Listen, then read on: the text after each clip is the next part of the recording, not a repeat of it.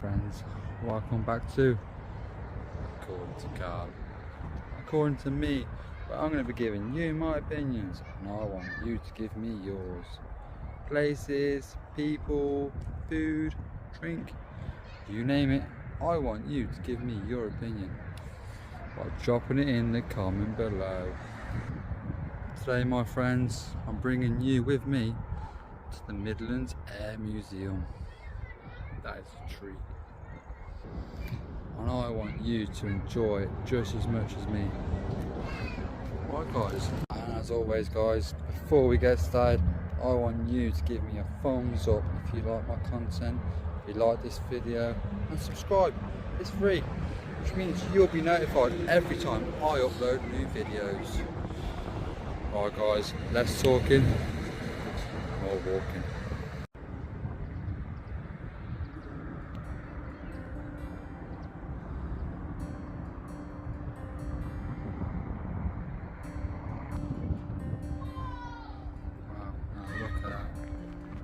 Look at that, my friends.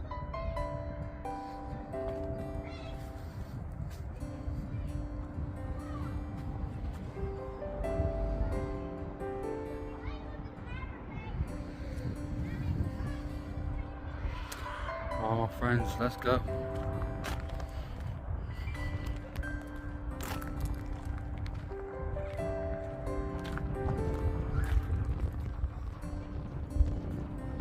As you can see, it's open all year round.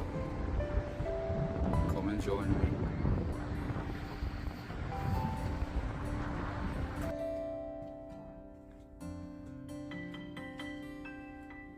And here we go, my friends. We're in.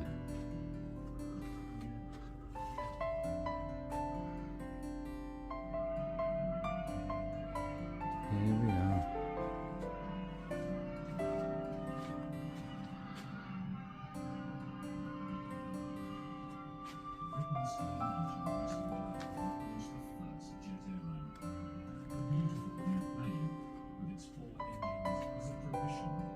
Sir Frank Whittle.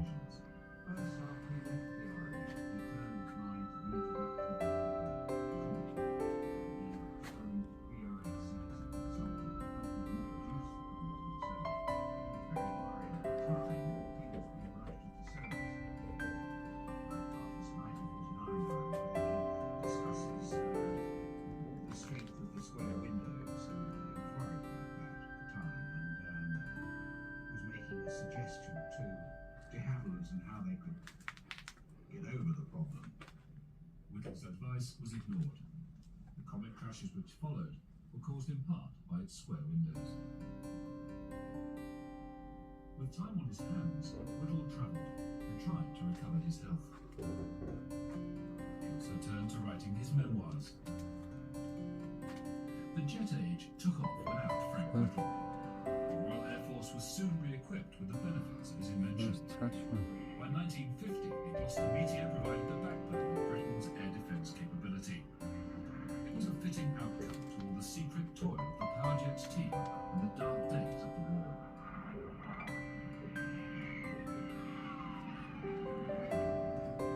The nation did at last build its own supersonic fighter in the shape of the English Electric Lightning, while jet engines also powered an awesome British fleet of nuclear bombers.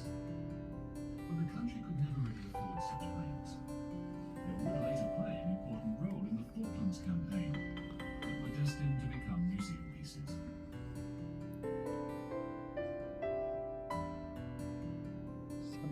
British civil jet planes fared little better.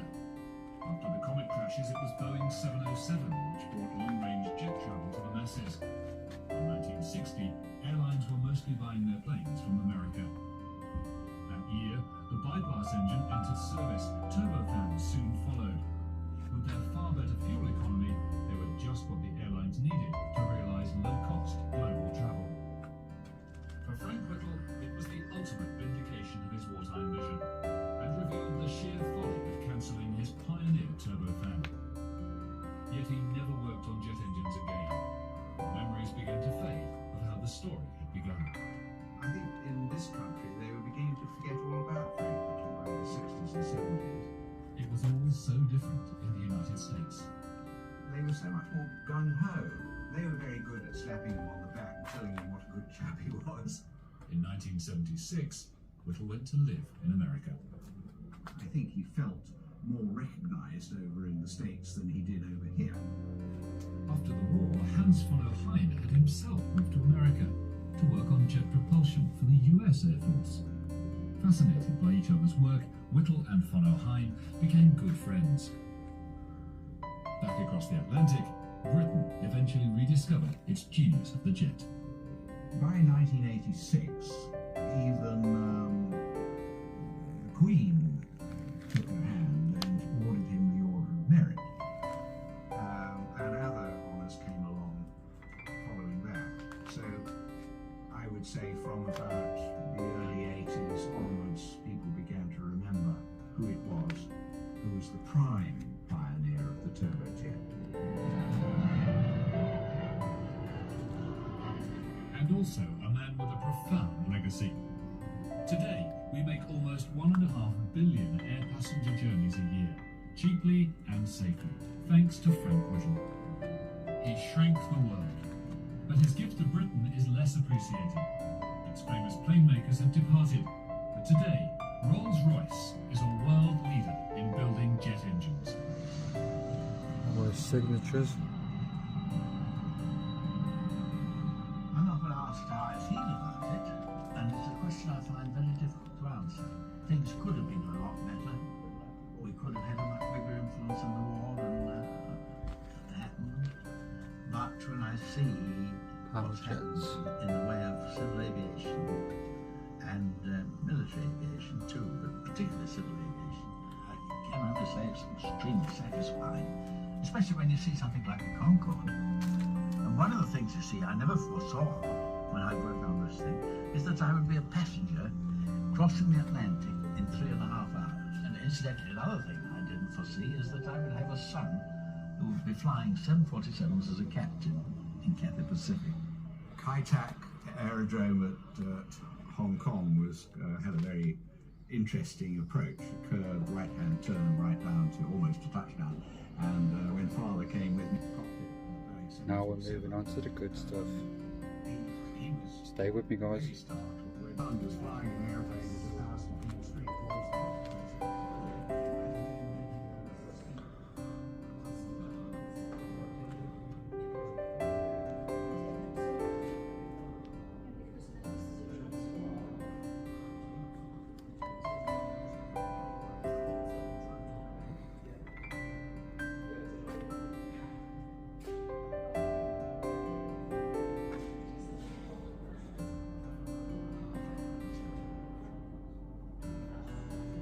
Rolls-Royce engine. Wow.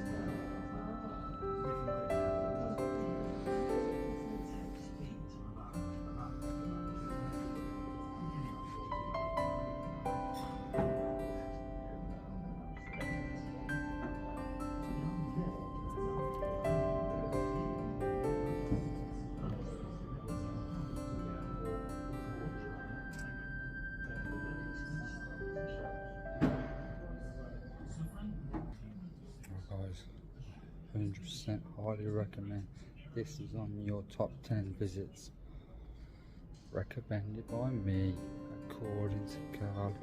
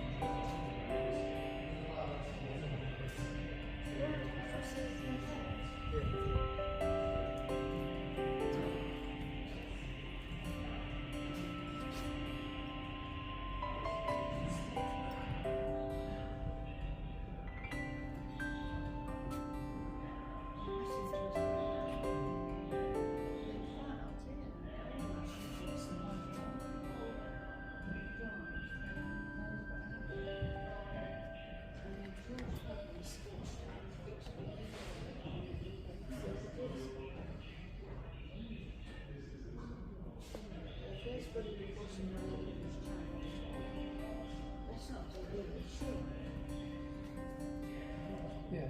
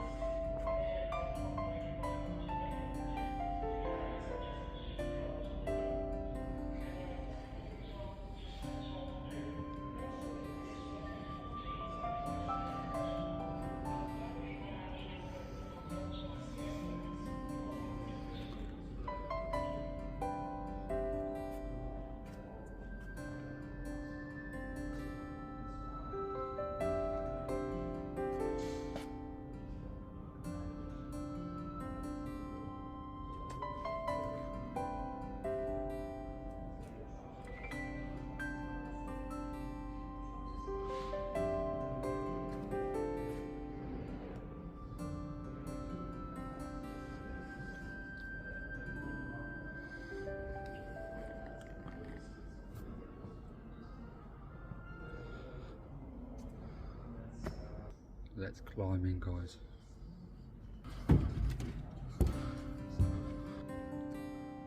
And we're in. We're in. Where else can you do this? Climb into a piece of history like this. Calm down, guys. Calm down.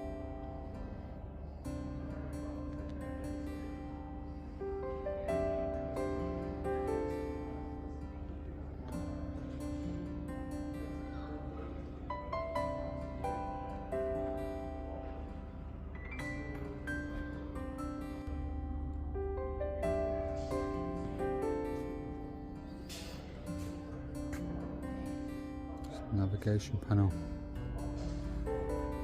Wow. Oh, that is quality.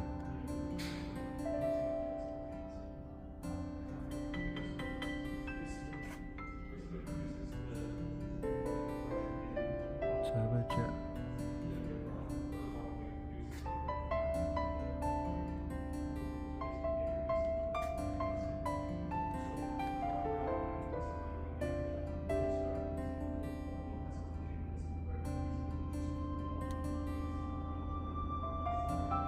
Bit of information.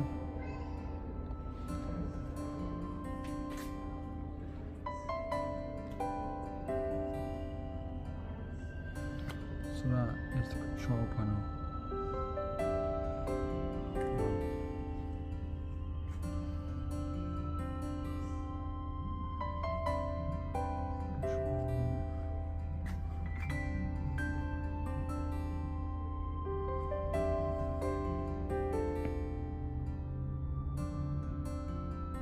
Wow, that's a bit of history. Falklands.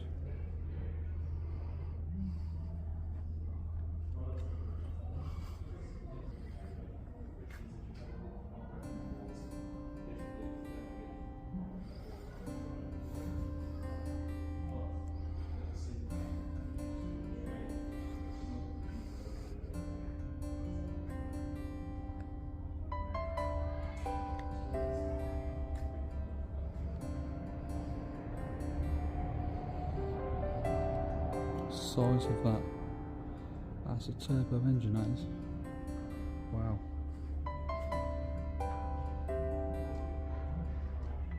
Wow.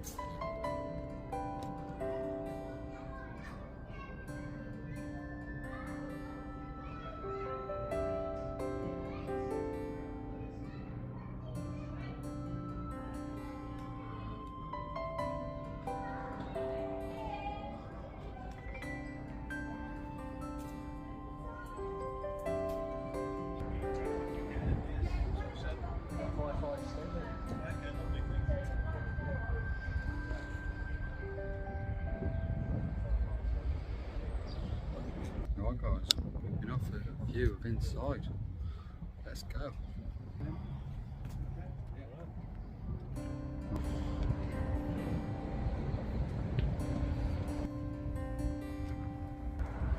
Off we go inside.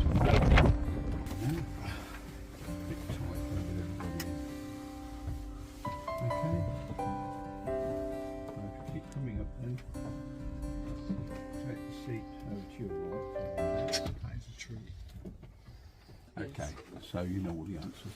That wouldn't be quite. Right, okay, which Vulcan did you go in if you don't mind me asking? I think it was this one. Yeah. Oh, that's fair enough, so you still know all the It was answers, about that's okay. 10 years ago or something. That's like all that. right. So we've Right, forgotten all the probably answers. me then, it might have been. Right, crew is made of 5 people. Pilot, co-pilot, electronic warfare officer, TAC nav, TAC radar. These 2 gentlemen, ejector seats. Right, problems above your head or between your legs. 1 second, top blows off, bang bang, you're gone. 1.5 seconds later, chute deploys, you're safe. You 3, tough. Obviously you'd have parachutes on your back, but picture the scenario, this is a tumble dryer. You don't know they're upside down. Theoretically they shouldn't go till you've gone. That red light would come on that would say abandoned aircraft. Theoretically you then, well imagine, I mean how high do you think this aircraft would have flown? This is a test. I would be thinking... Remember we're talking in the early 50s. About 50, 60,000. Yeah, I was going to go around the 60 mark. Yeah, 60, 65. Probably could have pushed it a bit more, but that would depend on, I mean, in a tight situation, you do what you do, all right? But limitations are wings and things like that. Yeah. Because the air gets thinner, the wings can't hold. So, that's sort of, now you've got to remember at that period, there was no fighter plane that could get anywhere near that. We didn't have surface to air missiles, so really they were invincible. Okay. Nothing could get up there. There were 3 types of V-bombers. Looking for experts here. Victor, Oh, okay. Valiant, and Yeah, what were they? Victor, Valiant, and Henley Page. Nearly. Henley Page. Getting there. Yeah, I know. It's all right. No, well Dusting off done. the Good try. cobwebs, yeah. Vickers, Valiant, and Victor was the other. You have the Victor was the other. Hadley Page Victor. Yeah. The 3 of them, of which the Valiant was the less sophisticated, and actually was the only one initially until the Falklands War bombed during the Suez War. All right, flying from Malta. But the Victor and the Vulcan were the more advanced versions. In fact, the Victor was more advanced than the Vulcan. She could also carry more bombs. The Vulcan could carry 21 1,000-pound bombs, them green ones outside. The Victor could carry 31.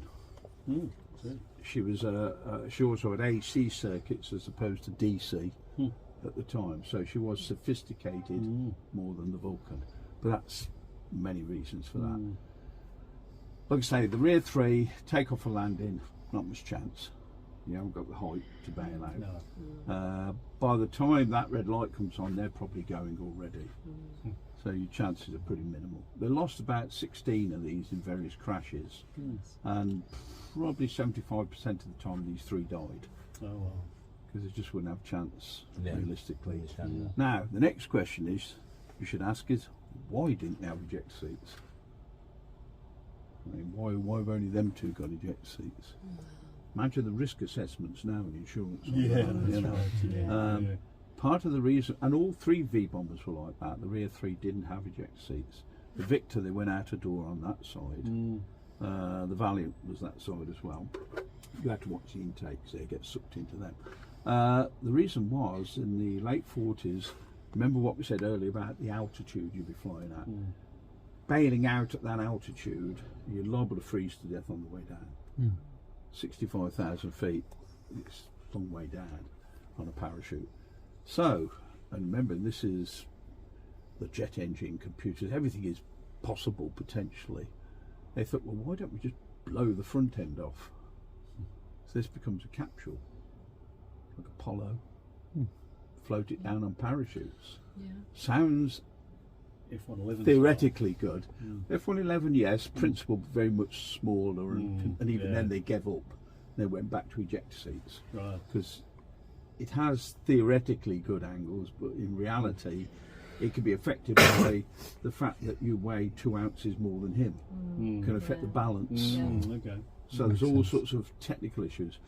The problem is they spent 1.5 years trying to work out how to do it and couldn't work it out. Even now you'd struggle something like this. But you're in now the Cold War, Korea, things like that. So it's very important to get the aircraft into service.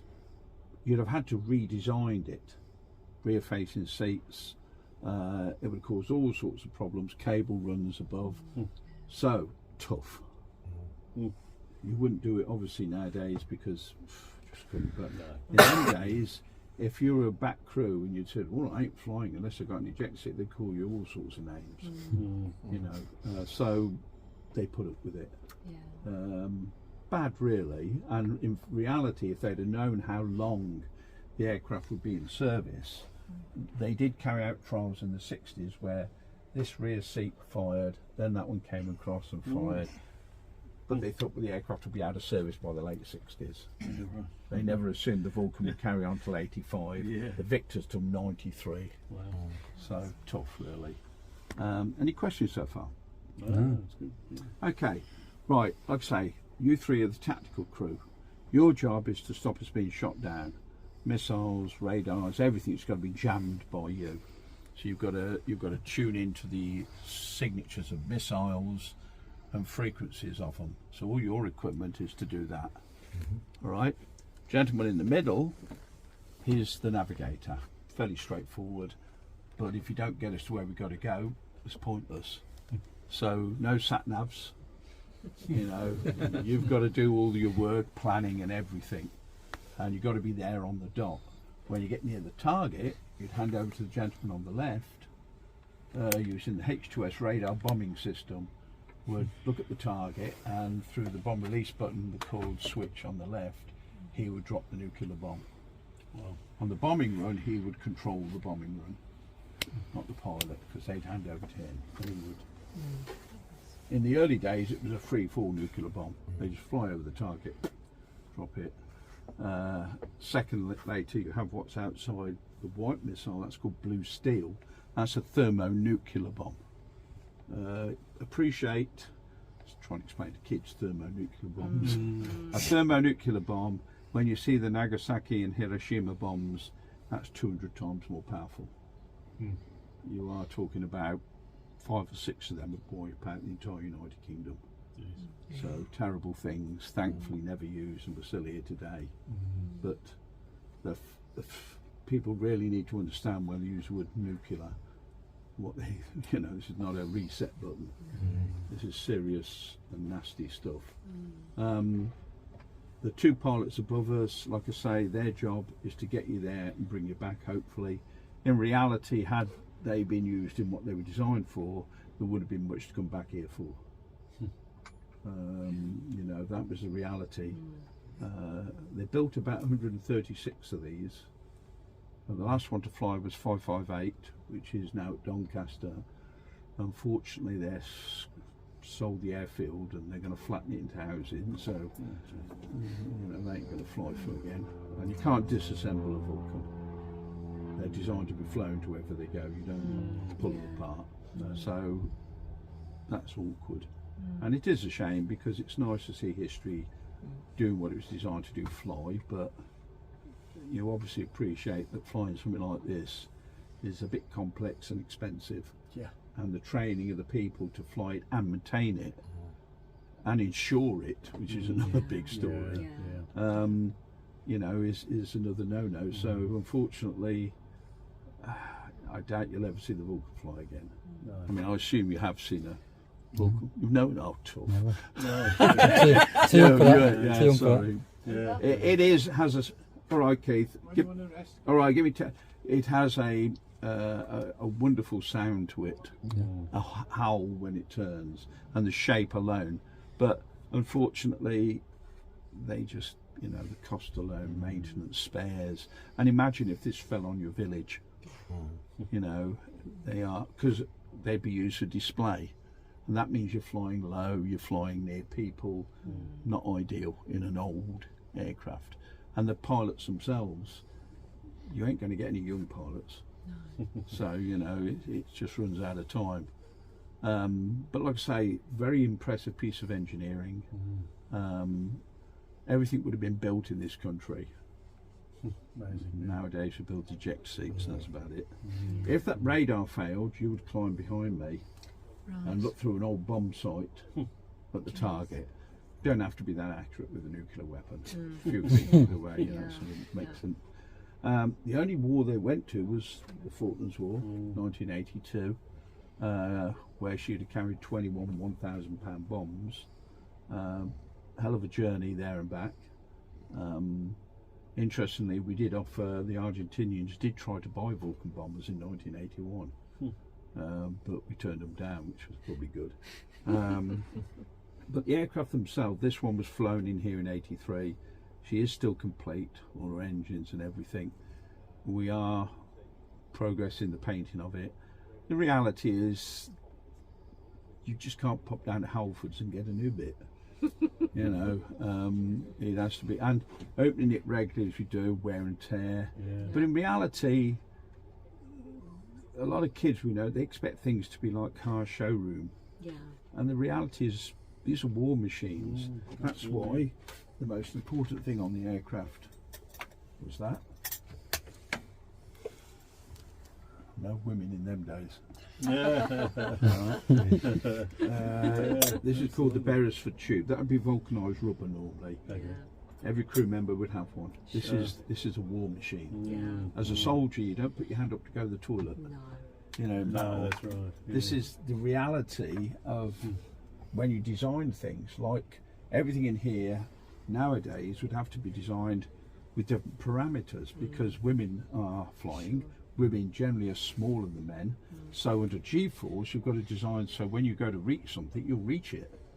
Because if you make it so you can't, because the forces involved, you may want to put your arm out, but it's so heavy. So everything has to be redesigned to accommodate wider parameters. You know, it's like the new F-35 fighter plane.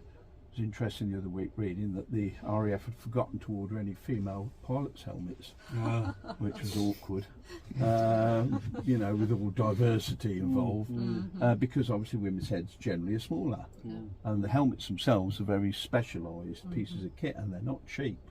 So somebody made a boo-boo there, big time.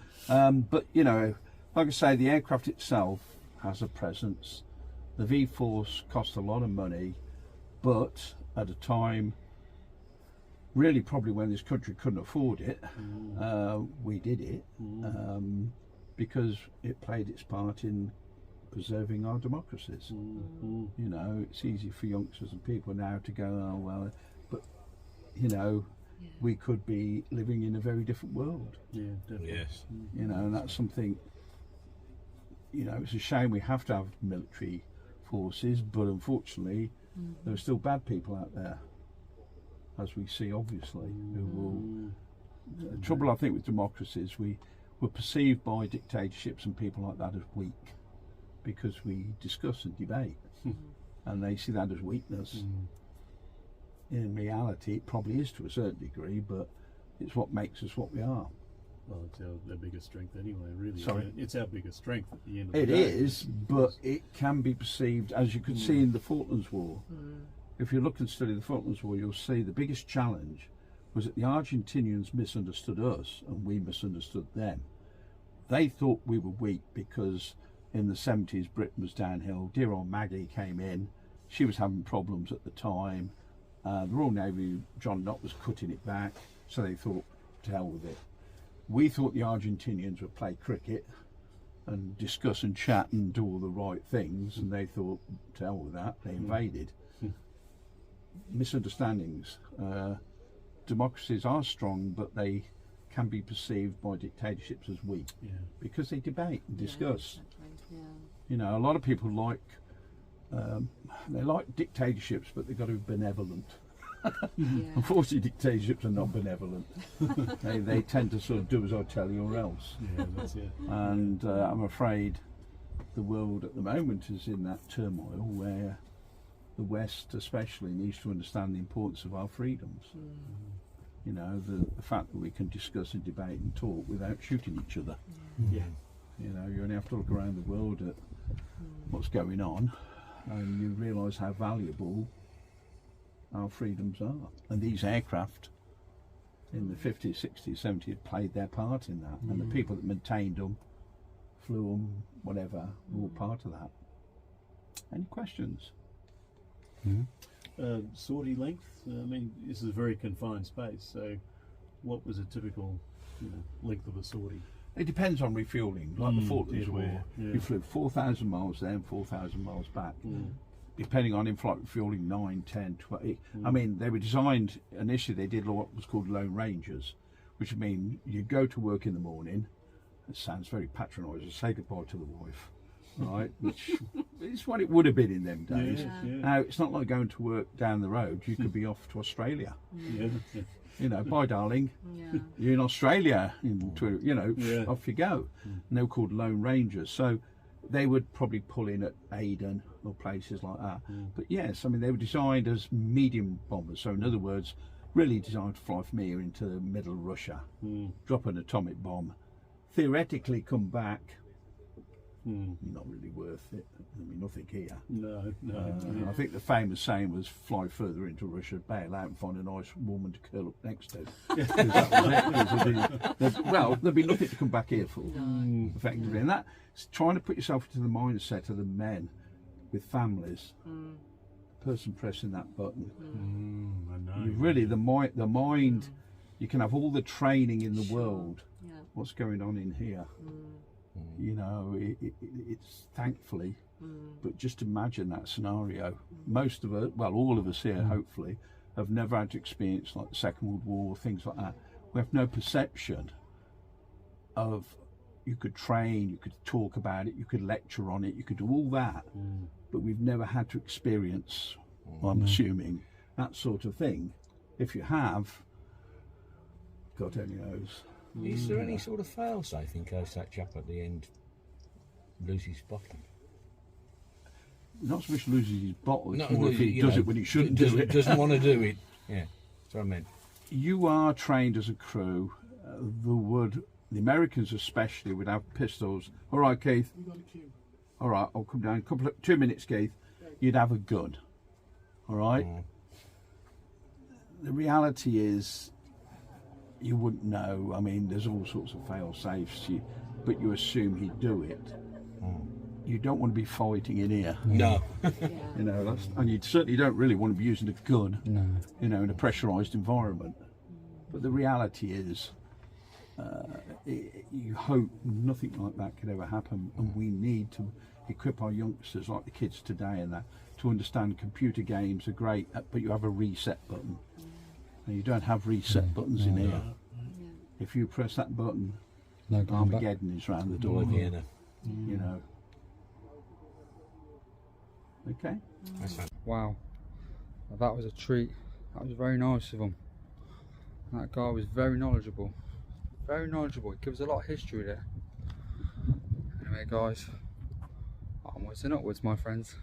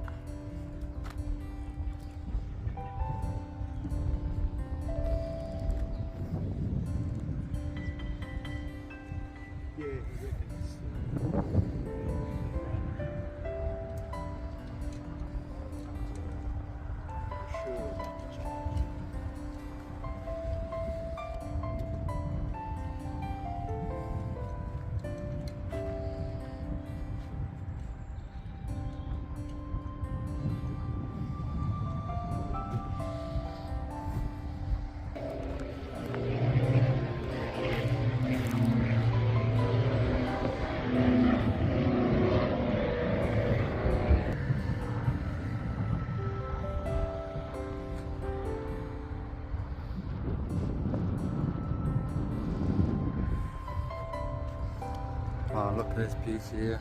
Look at that.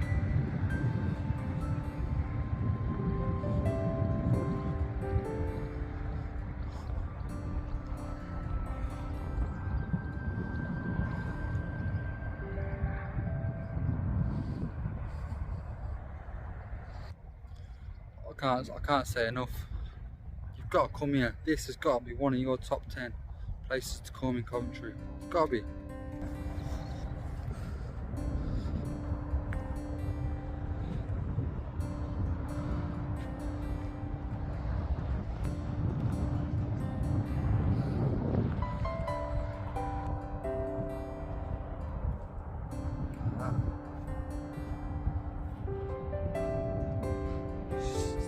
History, guys. It's not something you'd see every day.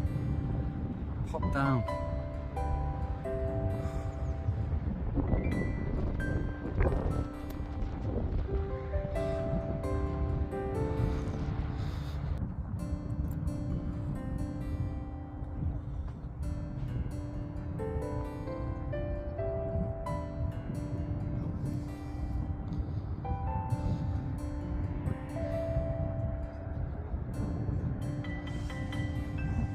Unfortunately, guys, we can't go inside today. That'd been very nice. That'd been very nice.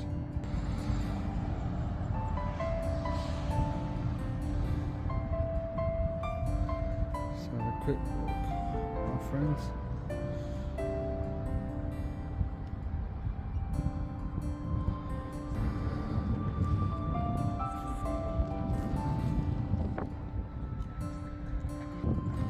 Wow, look at that.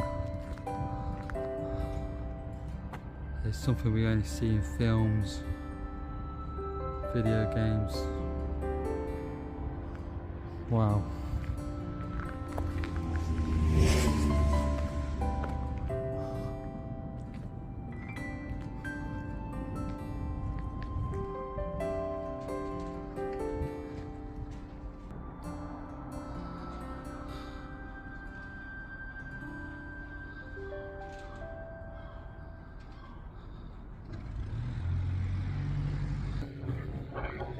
Trying my best, guys, to make these videos a bit shorter. Oh, hang on. Right.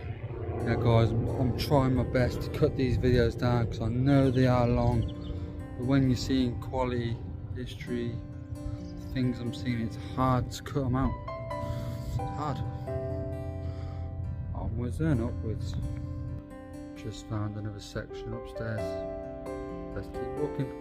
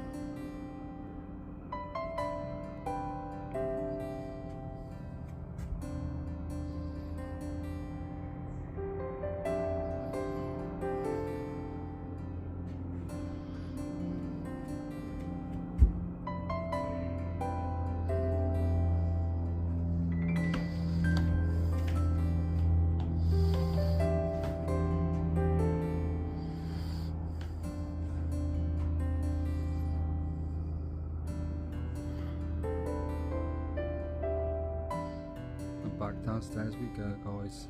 Let's go. Just coming to the shop. There's a cafe here as well, guys. If you get a bit hungry, a bit peckish, a bit thirsty.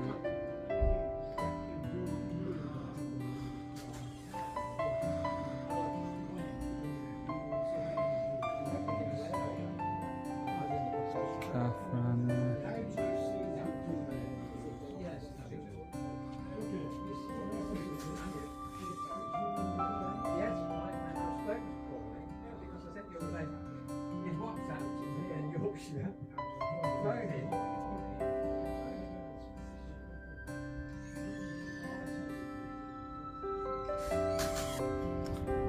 Back outside. That's the word to describe that experience. Recommend. This needs to be on your top 10 places in Coventry to visit. That is history. Not only do I get to walk around, see how close. Got to go inside. Keith, very knowledgeable, very knowledgeable. Gives a bit of history while we sat inside. So not only do we get the knowledge of Keith, we got to experience history, got to see his great history. As always, guys, I love you. Give me a thumbs up if you like my content, guys, and subscribe. It's free. It's free. Which means you'll be notified every time I come on these adventures and I upload new content for you. As always, guys, I'll see you soon.